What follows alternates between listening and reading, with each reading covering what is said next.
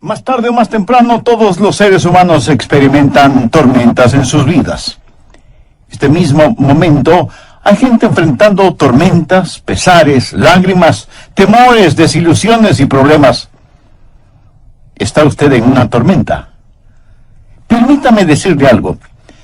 Dios necesariamente no le sacará de esa tormenta, pero escúcheme, Dios le dará paz en medio de su tormenta. Eso es lo que la palabra de Dios enseña. Por favor, tome la palabra de Dios y busque Juan, capítulo 6. En unos momentos vamos a empezar a leer en el versículo 16. Vamos a estar hablando un poco de los problemas, pesares, dolores, desilusiones, lo que llamaríamos las tormentas de la vida. Por ejemplo, vamos al doctor y recibimos un mal diagnóstico. Una carta que esperábamos ansiosamente nos trae muy malas noticias. No sabemos qué nos dirán en la próxima llamada telefónica, y así por el estilo. Mi esposa y yo en el desayuno leemos las Escrituras, de manera especial en el libro de los Proverbios. Y leímos el siguiente, Proverbios 27:1. No te jactes del día de mañana, porque no sabes qué dará de sí el día. Amigo, ninguno de nosotros sabemos qué traerá la próxima noticia que nos llegue. Sea buena o mala, sencillamente no sabemos. Hay tormentas que vienen a nosotros. Bien, el Señor aquí realizaba su ministerio en Galilea, estaba con sus discípulos y se encontraban en una tormenta. Y leeremos al respecto y luego vamos a aprender algunas lecciones maravillosas de cómo usted puede encontrar paz en medio de su tormenta, porque todos tenemos tormentas. Empecemos en el versículo 16 de Juan capítulo 6. Al anochecer descendieron sus discípulos al mar, y entrando en una barca iban cruzando el mar hacia Capernaum. Estaba ya oscuro, y Jesús no había venido a ellos. Y se levantaba en el mar un gran viento que soplaba. Cuando habían remado como 25 o 30 estadios, vieron a Jesús que andaba sobre el mar y se acercaba a la barca, y tuvieron miedo. Mas él les dijo: yo soy, no temáis. Por favor, subraye esa última frase, no temáis. ¿Sabe? Unas 365 veces en la Biblia, una por cada día del año, Dios nos ha dicho que no tengamos miedo. De una u otra manera, Él dijo, no tengan miedo, o no temáis. 365 veces, Él nos dice que no temamos. El diablo es el ministro siniestro del miedo, pero nuestro Señor nos dice que no temamos. Ahora recuerde, los discípulos estaban en medio de una tormenta y Él les dice, yo soy, no temáis. Ellos entonces con gusto le recibieron en la barca, la cual llegó enseguida a la tierra donde iban. En nuestras jornadas a Israel, he ido a Israel muchas veces, lo que más disfruto, lo más deleitable, es sentarme al crepúsculo a la orilla del mar de Galilea. Casi es hipnotizante, es como un sueño. ¡Qué tranquilidad! Usted casi se intoxica con la belleza del paisaje al ponerse el sol en el mar de Galilea, en las alturas de Golán. Y al otro lado del mar, desde Tiberias, donde todo se pone color rosado. Usted se sienta allí, escuchando los pájaros que anidan en los árboles. Creo que el mar de Galilea es uno de los cuerpos de agua más bellos sobre la tierra. Los rabinos antiguos decían que después que Dios creó todos los otros mares, entonces Él creó el de Galilea, solo para Él. Bien, pongamos el trasfondo para este pasaje de la Escritura. Ha sido un hermoso día. Jesús ha estado con sus discípulos enseñándoles y había realizado el milagro de alimentar a más de 5,000 personas. Los discípulos no solo estaban llenos de alimento físico, sino que también estaban llenos de éxito, de conocimiento, de confianza. Había sido un estupendo día y la noche era hermosa.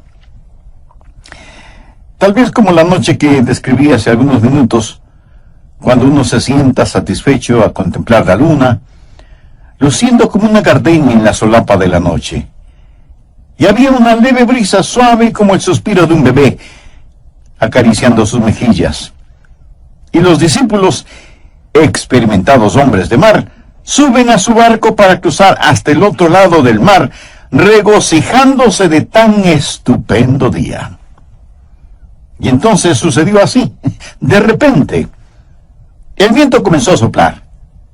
Las nubes cubrieron la luna y las estrellas, y el viento estaba soplando más y más fuerte. Las olas comienzan a levantarse amenazadoras, y el agua del mar comienza a llenar el barco, y ahora ellos se encuentran en medio del mar. Oscurece, y el viento es contrario a ellos, y no pueden ni siquiera ver sus manos frente a sus rostros. Y el mar de Galilea, que había estado tranquilo como un lago dormido, ahora se ha convertido en una peligrosa y mortal trampa. Y estos experimentados marineros se llenan de temor. Hacen un esfuerzo con los remos. Están ya muy lejos de la playa como para nadar. Las olas rugen y ellos están seguros que van a naufragar. ¿Y dónde está Jesús? ¿Por qué no había venido con ellos? ¿Por qué los había olvidado? Y de pronto lo ven caminando sobre las aguas, pero eso no les causa ninguna alegría. Ahora el temor se transforma en terror. ¿Qué es lo que está sobre las aguas? ¿Es un monstruo marino? ¿Es un fantasma? Y entonces le reconocen, es Jesús, y caminando sobre las aguas. Y Él les habla y les dice, no temáis.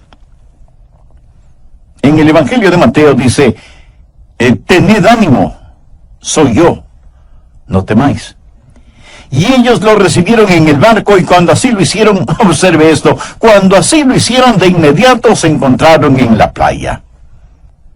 Ahora quiero darles 6 principios. Por favor, anótelos. Esto es lo que usted puede decir cuando está en una tormenta. Primero, estoy gobernado por su providencia. Lo que le sucedió a estas personas aquel día no fue ninguna coincidencia, no fue un error, ni era algo que debía haberse evitado. La tormenta sencillamente no tomó a Jesús por sorpresa. Amigos, si Jesucristo puede caminar sobre el agua, Jesucristo puede ciertamente pronosticar y prever el tiempo. Esto no fue incidental, fue providencial. Ponga al margen Mateo capítulo 14 y versículo 22. La Biblia dice, enseguida Jesús hizo a sus discípulos entrar en la barca. Él les dijo, ustedes deben hacerlo. Era Jesús quien los envió a esa tormenta. Puede ser que Dios ha diseñado su tormenta. Dios ha diseñado su tormenta, y si Él no la ha diseñado, escuche, si Él no la ha diseñado, Él ciertamente la ha permitido, porque nuestro Dios está en control de todo. Estuve leyendo el Salmo 107, los versos 24 y 25. Dicen, ellos han visto las obras de Jehová y sus maravillas en las profundidades, porque habló e hizo levantar un viento tempestuoso que encrespa sus ondas. ¿Lo ve? Es Dios quien controla los vientos y las olas. Él es quien causa que las tormentas lleguen.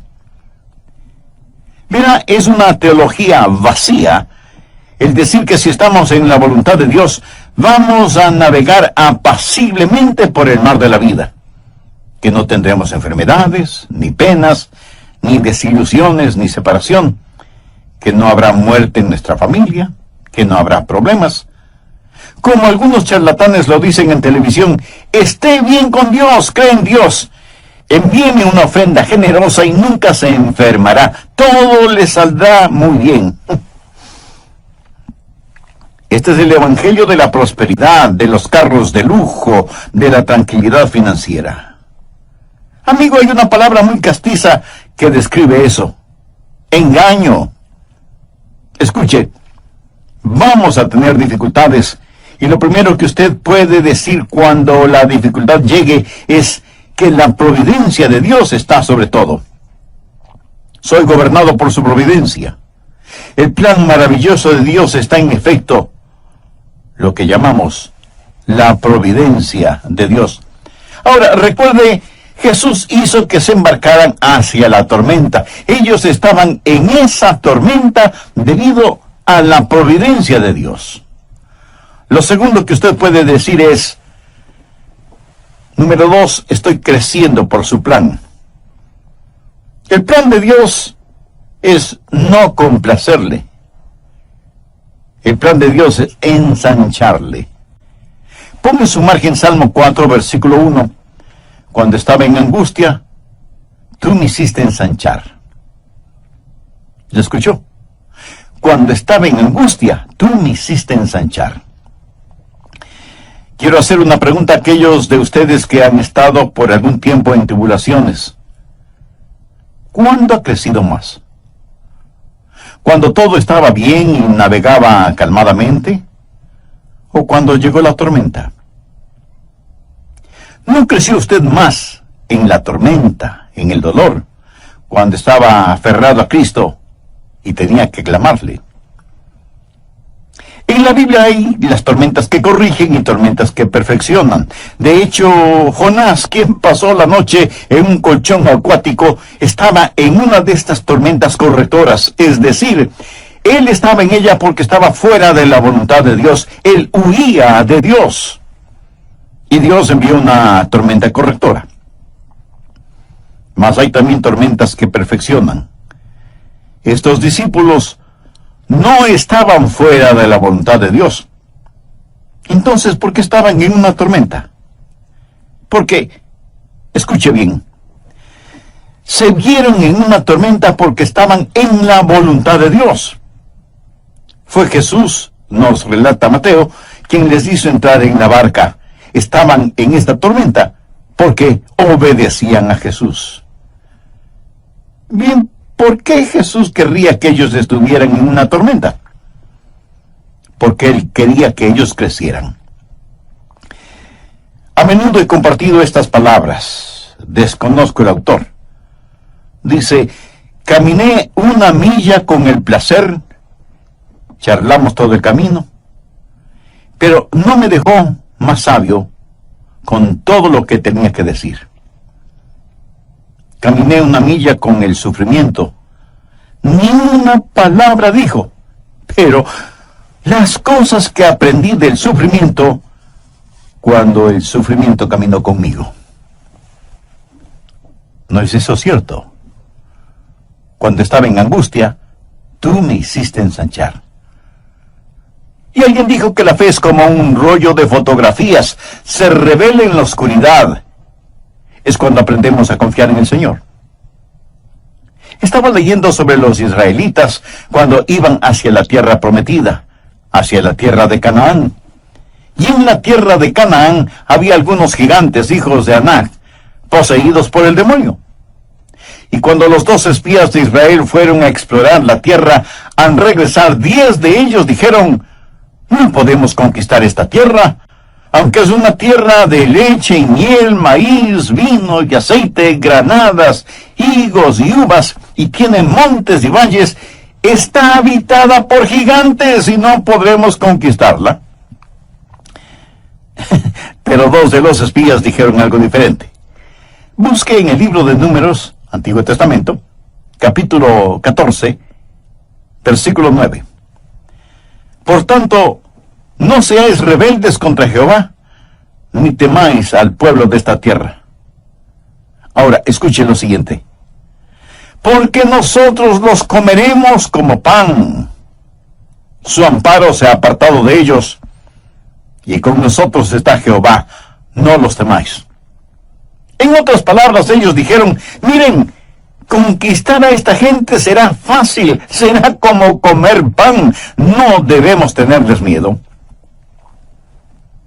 ¿Para qué comemos pan?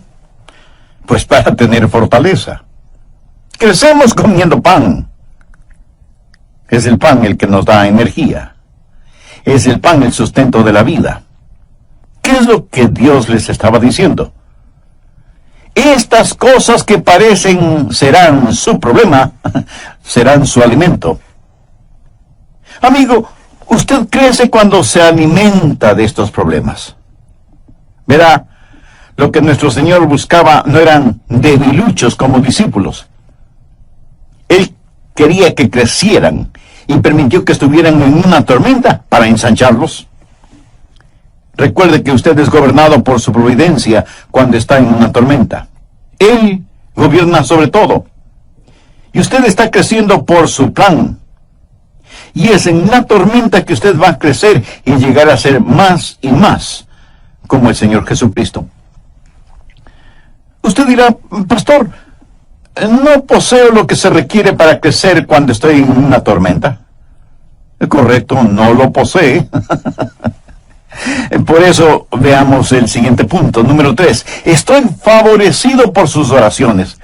Por favor, mire el versículo 17.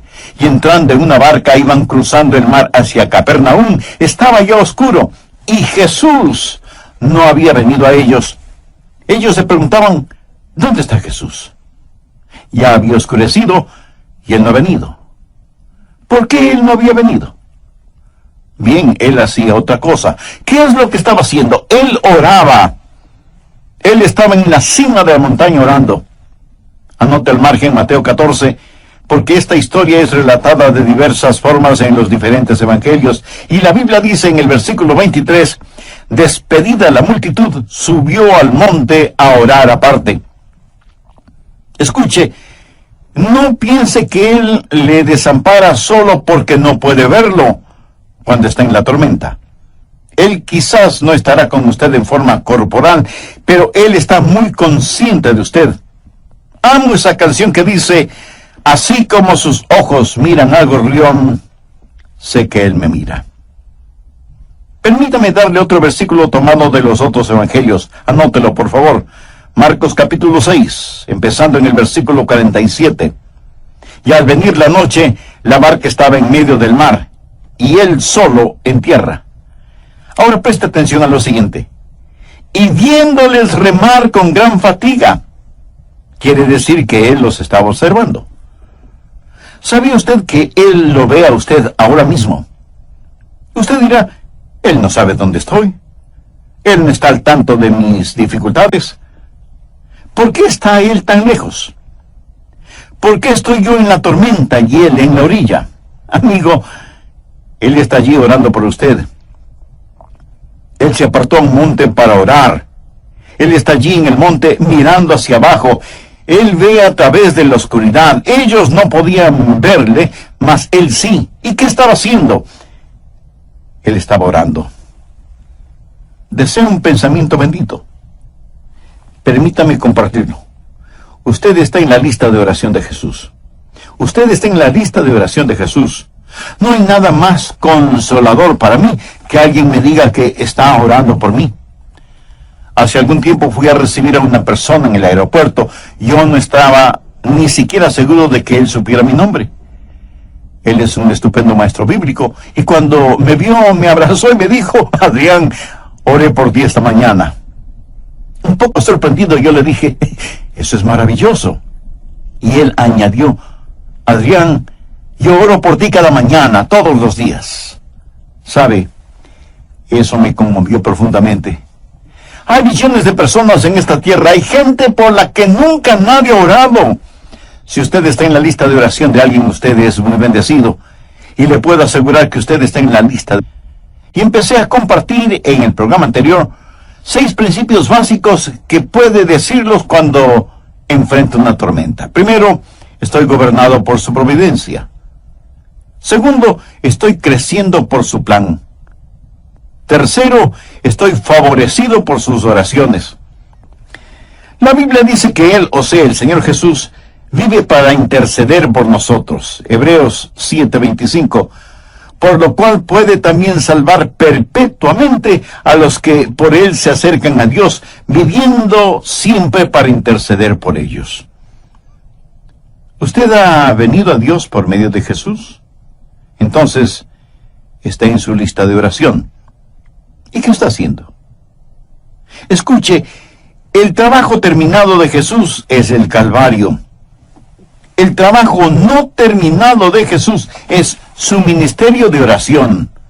Así que estoy gobernado por su providencia, estoy creciendo de acuerdo a su plan y soy bendecido por sus oraciones. No solo favorecido por sus oraciones, sino también estoy animado por su presencia. Él vendrá. Mire por favor nuevamente Juan 6, el versículo 20. Mas él les dijo, yo soy, no temáis. Y en Mateo, él les dice que tengan ánimo. Mateo 14, versículo 27. Pero enseguida Jesús les habló diciendo, tened ánimo, yo soy, no temáis. Puedo ver a estos discípulos con el sudor en sus frentes y sus rostros reflejando el temor, sus manos ceñidas a los remos, fatigados con dolor de espalda, remando y remando. Pedro grita, más fuerte, que nos vamos a hundir. Y Tomás dice, no creo que vayamos a lograrlo, vamos a naufragar. Y entonces ellos ven a Jesús. Le pregunto, ¿por qué Cristo no llegó antes? ¿Por qué esperó? Sabía que Él se esperó allí por mucho tiempo. Si usted lee la historia, se dará cuenta que ellos estuvieron en alta mar durante varias agonizantes horas. Y aquí se encontraban en la hora más oscura de la noche. Y Mateo relata que Jesús llegó en la cuarta vigilia de la noche. Eso es entre las 3 y las 6 de la mañana, la hora más oscura. Durante largas y agonizantes horas, parecía que Él se hubiera olvidado de ellos. Y no fue que Jesús se había olvidado de ellos. Realmente fueron los discípulos quienes se habían olvidado de Jesús. ¿Sabe? Jesús acababa de realizar un milagro. Si usted lee la historia en el 6º capítulo de Juan, se dará cuenta que Jesús había alimentado a unas 5,000 personas. Note por favor el versículo 12. Y cuando se hubieran saciado, dijo a sus discípulos, recoged los pedazos que sobran para que no se pierda nada. Recogieron pues, y llenaron 12 cestas de pedazos. Bien, ¿por qué llenaron 12 cestas? ¿Cuántos discípulos? 12 discípulos. Bien, Él les dijo, ahora recojan todo, recojan los pedazos que sobraron. Cada discípulo tenía una cesta de pan al lado de sus pies. En esa barca hay unas cestas de pan. Él acababa de llevar a cabo un milagro y ahora ahí están ellos llenos de temor. Y pensaban, ¿por qué Jesús se ha olvidado de nosotros? Ellos se habían olvidado de Jesús. Ellos se olvidaron de lo que Jesús había hecho. ¿Acaso no tendemos a hacer eso? Es decir, ¿cuántas veces nuestro Señor nos ha liberado, realizando milagros para nosotros, pero nosotros nos hemos olvidado de Él? Lo que ellos debieron haber hecho era, recuerde, lo que Pablo enseñó en 1 Tesalonicenses capítulo 5, verso 18. Dad gracias en todo, porque esta es la voluntad de Dios para con vosotros en Cristo Jesús. Pero nuestro Señor esperó. ¿Por qué esperó? Bueno, su espera, su retraso antes de llegar a ellos fue estratégico y deliberado. Por favor, anote este versículo, Isaías capítulo 30, versículo 18. Por tanto, Jehová esperará para tener piedad de vosotros. ¿No es este versículo estupendo? Por tanto, Jehová esperará, no para ser cruel con usted, sino para tener piedad de vosotros y por tanto será exaltado. Dios está en el negocio de hacer gloria para sí. Será exaltado teniendo de vosotros misericordia, porque Jehová es Dios justo. Eso significa discernimiento. Él no solo sabe lo que usted quiere, Él sabe lo que usted necesita. Y entonces dice, bienaventurados todos los que confían en Él. Dios espera. Usted necesita esperar. Y sabe lo que Dios espera. Dios está esperando que usted espere en Él. Dios espera que usted espere en Él. ¿Alguna vez ha pensado en la deliberada tardanza del Señor? Estuve leyendo el capítulo 11 de Juan, que relata la muerte de Lázaro. María y Marta, que amaban a Jesús, y sabían que Jesús también amaba a Lázaro, mandaron a buscar a Jesús, que entonces estaba en Betania. Y le dijeron, Señor, aquel a quien tú amas está enfermo. La Biblia dice que Jesús se quedó 2 días más en el lugar donde estaba. 2 días más, antes de que él hiciera alguna cosa. Aún antes de empezar a caminar hacia la casa de sus amigos. Ahora, suponga que usted recibe un mensaje que alguien de su familia inmediata, está enfermo o enferma, y usted dice, bueno, creo que me quedaré aquí un par de días más. Eso sería poco menos que cruel e inhumano, ¿no le parece? Usted diría de inmediato. Pero Jesús esperó 2 días, y cuando llegó, ya habían pasado 4 días. Y Jesús dijo, me alegro de que Lázaro esté muerto. Algunos de ustedes dirán, pero pastor, ¿qué es lo que está diciendo? Escuche con atención. Eso es lo que Jesús dijo, no con sus palabras, sino con sus acciones. Porque Jesús sabía lo que iba a hacer, iba a resucitar a Lázaro. Ahora, suponga que Jesús hubiera venido inmediatamente y hubiera sanado a Lázaro. Y él pudo haberle hecho así, pero no lo hizo. ¿Sabe por qué? Porque si hubiera sanado a Lázaro, algunos hubieran dicho que Lázaro de todas maneras se hubiera sanado. O, ¿cómo saber si en realidad Jesús lo sanó? Pero ellos no tuvieron ninguna explicación frente al milagro de la resurrección de Lázaro. Jesús tuvo un plan. Y ese plan no tuvo ningún sentido para Marta, quien prácticamente le llamó la atención a Jesús. No tuvo ningún sentido para María tampoco. Pero tenía sentido para el Señor Jesús.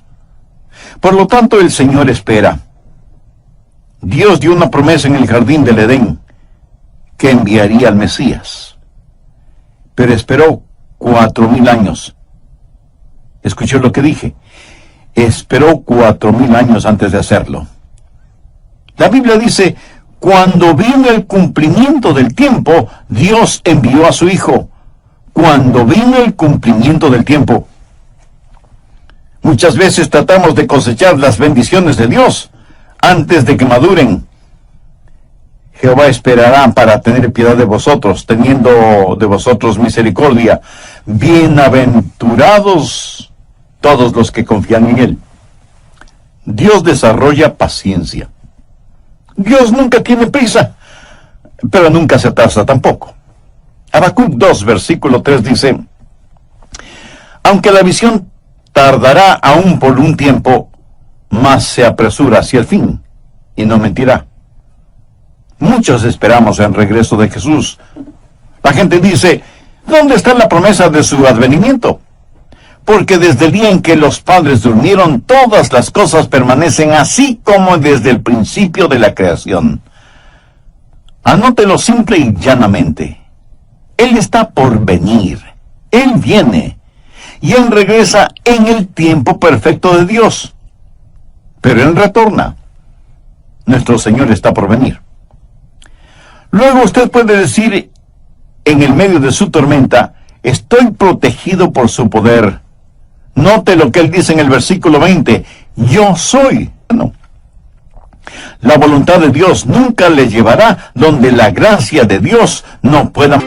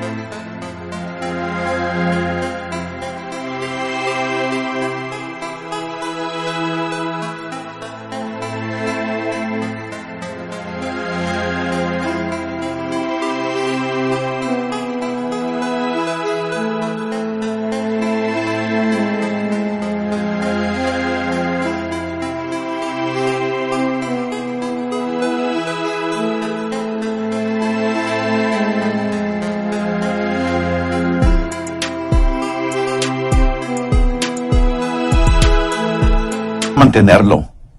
Eso es eternamente verdadero.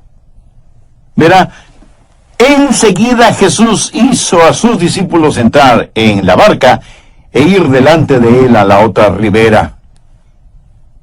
Usted leyó eso en la palabra de Dios. Él les dijo que cruzaran el mar, no que bucearan. Iban sobre, no debajo del mar. Dios tiene un plan para usted. Jesús no dejó a sus discípulos en el desastre. Él les mandó que fueran a la otra ribera. Y cuando Él vino a ellos, Él les dijo, yo soy, no temáis. Yo soy, no temáis.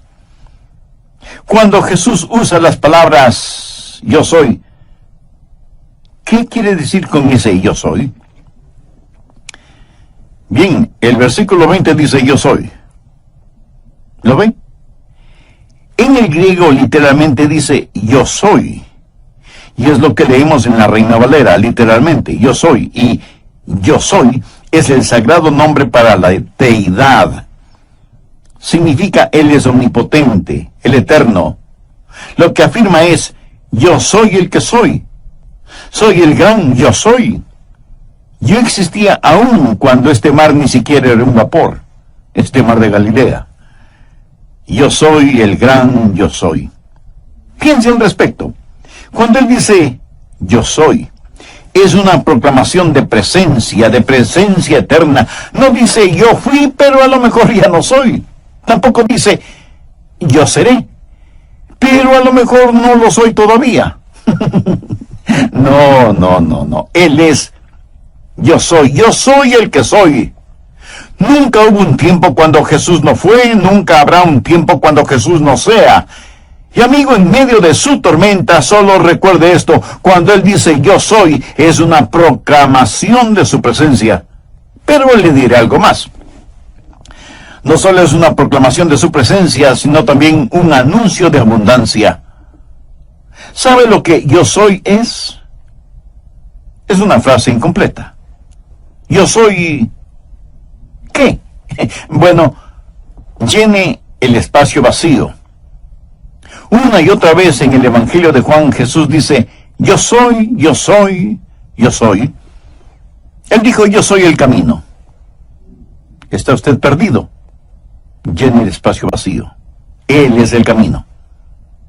¿Está usted en el lado equivocado y quiere entrar? Bien, Él es la puerta. ¿Está padeciendo hambre? Él es el pan de vida. Tropieza en la oscuridad. Él es la luz del mundo. Y si usted está muerto en sus delitos y pecados, Él dice, yo soy la resurrección y la vida. Yo soy. Yo soy. Déjeme decirle algo muy importante, mi amigo. Él es el yo soy para usted. Y usted solo tiene que llenar los espacios vacíos. Yo no sé de sus problemas, desconozco sus necesidades, pero sí sé cuál es la respuesta, y su nombre es Jesús. Jesús es todo lo que este mundo necesita hoy. Y mi consejo para usted en medio de la tormenta es que vea a Jesús, el gran yo soy, y lo vea caminando sobre el agua, puesto que lo que parecía iba a estar por encima de su cabeza, ya estaba bajo sus pies, estaba bajo sus pies. Y usted está sentado en las alturas con Él, y no puede ahogarse con su cabeza fuera del agua. Usted está sentado en las alturas con el Señor Jesucristo. Él es el gran yo soy, y puede notarlo. Está protegido por su poder. Y el último punto. Usted puede decir, estoy siendo guiado por su propósito. Mire el versículo 21. Ellos entonces con gusto le recibieron en la barca, la cual llegó enseguida a la tierra a donde iban. Dios no les había prometido navegar calmadamente, mas sí les había prometido un desembarque seguro. Llegaron enseguida a la tierra a donde iban. Verán, su destino ya está determinado. Tiempo y espacio no son ningún impedimento para el Señor Jesucristo. Él los llevará a la orilla. Ellos pasaban por tribulación, pero Jesús dijo, en el mundo tendréis tribulación, pero confiad, yo he vencido al mundo. ¿Lo ven? Esa tormenta sencillamente representa al mundo. ¿Dónde está Jesús? Jesús ha vencido al mundo. Eso es lo que le está diciendo. Amigo, hagamos otra aplicación para concluir. El barómetro espiritual está bajando, y todos los que podemos leer las señales de los tiempos sabemos que se está formando una